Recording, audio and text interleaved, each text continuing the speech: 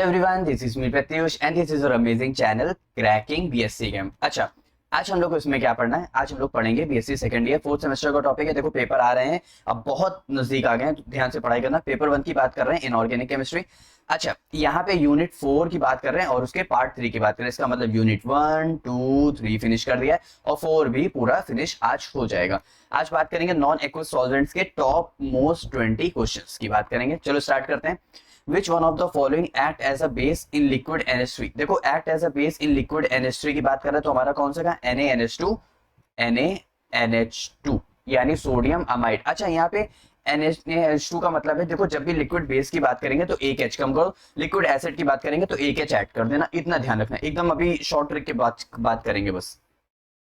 Which of the following is a non-protic solvent? Non-protic solvent यहाँ पे क्या है? CHCl3, मतलब जिसमें चार्ज का बिल्कुल भी अंतर ना हो। नेक्स्ट बात करते हैं, विच of the following solvent had greatest value of dielectric constant? Greatest dielectric constant value होती है हमारी हाइड्रोजन साइड। देखो एसिड का सबसे ज्यादा होता है, ये बात ध्यान रखना। फिर उसके बाद हमारे पास कांस्टेंट। क्वेश्चन नंबर 4 में कह रहा है, in liquid ammonia react to form main product in reaction as AlCl3 act as a Lewis acid के तरह एक्ट करेगा 2KNH2 लिक्विड अमोनिया। अच्छा, NaNH2 लिख दो या फिर KNH2 लिख दो, बात वही है, ठीक है, घबराना नहीं बिल्कुल भी।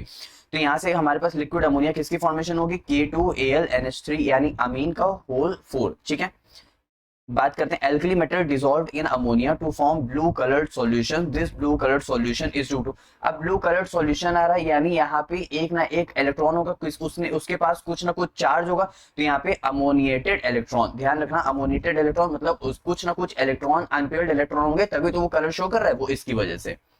नेक्स्ट ध्यान देते हैं, विच of the following show amphoteric behaviour in liquid ammonia? Amphoteric behaviour, amphoteric वो कंपाउंड्स होते हैं जो एसिड और बेस दोनों की तरह ऐड करते हैं। ऐसे हमारे पास 4 हैं, Zn, Sn, Pb और हमारे पास क्या होगा? एल्यूमिनियम। तो ध्यान रखना, ठीक है। यहाँ पे क्या हो जाएगा? Zn देखो किसमें आ रहा है, इसमें आ रहा है, तो ये हमारा ऑप्शन ए हो जाएगा correct. Which of the following is a solvolysis reaction? ठीक है, अब यहाँ पे सॉल्वोसिस रिएक्शन की बात कर रहा है, तो यहाँ पे ध्यान रखना, वो पहचानने के लिए हमको एक बात ध्यान रखनी पड़ेगी कि उसमें वाटर होगा और हमेशा OH आयन का रिलीज हो रहा होगा। देखो OH आयन कहीं रिलीज हो रहा है, अच्छा हाँ बी में हमेशा रिलीज हो रहा है, तो ये ध्यान रखना। डाइइलेक्ट्रिक कांस्टेंट ऑफ SO2, इसको याद ही कर लो, मैं भी फॉर्मूले किसी कैलकुलेशन पे नहीं जा रहा हूँ, आप लोग चाहो तो इसको याद कर लो। सिर्फ एक ही दो पूछे जाते हैं जिसमें से ये SO2 का बहुत ज्यादा इंपॉर्टेंट है, तो ध्यान कर लो 15.4। नेक्स्ट बात करते हैं, इन वाटर ZnOH को होल्ड वाइज जिंक हाइड्रोक्साइड मतलब बिहेवियर जो है उसको ऑब्जर्व करना है कैसे? एसिडिक। अभी बताया था ना, Zn क्या था मेरे पास? एम्फोटेरिक, तो एम्फोटेरिक मेरे पास ऑप्शन करेक्ट हो जाएगा। विच of the following is not true for alkali metal ammonia solution? कौन सा, मतलब हमें बताने इसमें से क्या ट्रू नहीं है, तो हमें ध्यान रखना है हमेशा एल्कली मेटल सॉल्यूशन के लिए कि वो पैरामैग्नेटिक नेचर के नहीं हो पाएंगे। तो यहाँ पे they are paramagnetic and paramagnetic character increase with increase concept, तो ध्यान रखना ये बात। Which is protogenic solvent? अच्छा, प्रोटोजेनिक सॉल्वेंट के लिए हमें ये बात ध्यान रखनी है कि वो पहली बात क्या कहते हैं, प्रोटिक सॉल्वेंट नहीं होंगे। जो प्रोटिक सॉल्वेंट नहीं होंगे वो प्रोटोजेनिक सॉल्वेंट होंगे। तो यहाँ पे ये सारे इसमें चार्ज करते हैं, हमारे पास CHCl3 नहीं होगा, मतलब होगा sorry.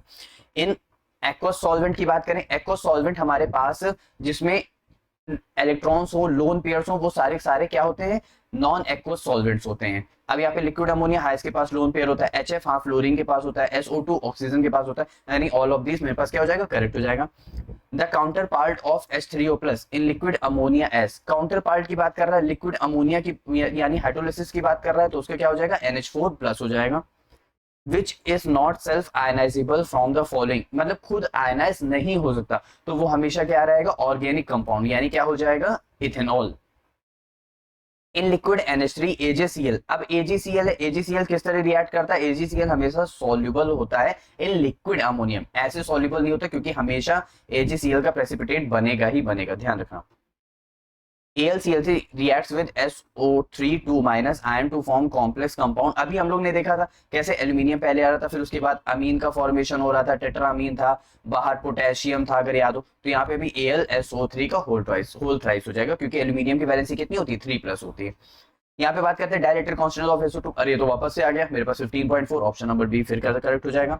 In liquid ammonia react to form main product react as, अब यहाँ पे देखो जिंक नाइट्रेट है और KNH2 के साथ रिएक्ट कर रहा है लिक्विड अमोनिया, तो किसकी फॉर्मेशन करेगा? K2Zn अमोनिया का होल 4।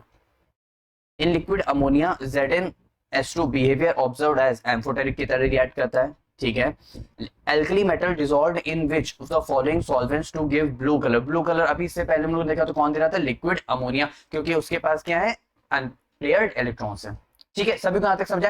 तो ये थे मेरे पास कुछ 20 इंपॉर्टेंट एमसीक्यूज जो आप लोग को इनको प्रैक्टिस करनी है, इनको लगाने। देखो जाहिर सी बात है ना यार, जितना ज्यादा एमसीक्यूज लगाओगे शायद कुछ ना कुछ फंस जाए, लेकिन उससे अच्छा है कुछ मेथड के साथ एमसीक्यूज लगा लो, तो हो सकता है जो आप लोग ने ना पढ़े हो वो भी आप लोग को कर पाओ। तो ये सब बातें ध्यान रखना, और अगर वीडियो अच्छा लगे तो please like share and subscribe जरूर करना। मिलते हैं नेक्स्ट वीडियो में नेक्स्ट टॉपिक के साथ। Bye bye.